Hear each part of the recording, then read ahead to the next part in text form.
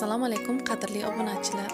Bugun biz juda ham tez tayyor bo'ladigan mazali tuxumli pitsa tayyorlaymiz.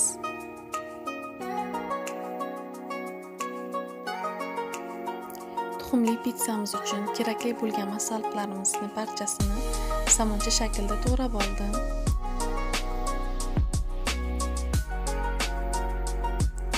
Tuxumimizni, ikkita tuxumni chaqib solamiz.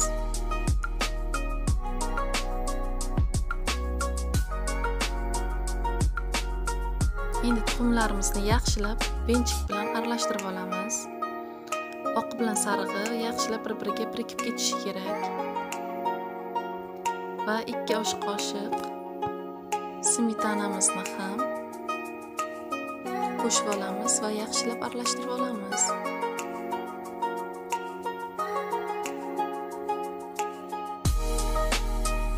Yarim choy qoshiqdan biroz kamroq tuz solamiz.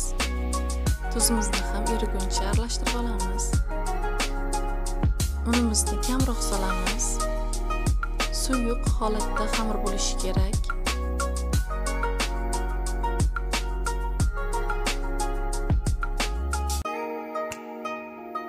Xamirimiz mana shu ko'rinishda bo'lishi kerak.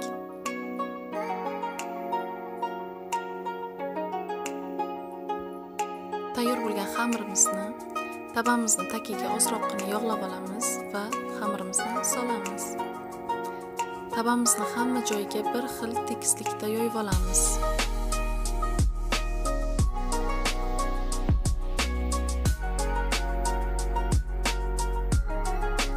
Endi kolbasalarimizni terib chiqamiz.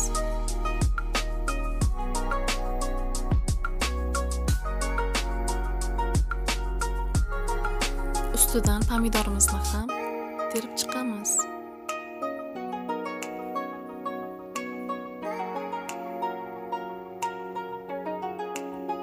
Chesnogimizni terkadan o'tkazib olamiz. Xohlaganlar to'g'rab solishi ham mumkin, mayda qilib.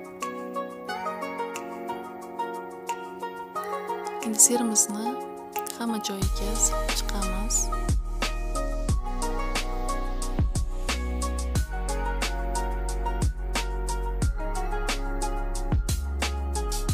Endi og'zini yopib, gazimizni past qilib tagini 10-15 minutga qo'yib olamiz. Mana tuxumli pitsamiz ham tayyor. Endi bemalol dasturxonimizga ham tortishimiz mumkin. Albatta siz ham tayyorlab ko'ring. Juda ham oson va tez tayyor bo'ladi. Mazali bo'ladi. Hammaga yoqimli ishtaha.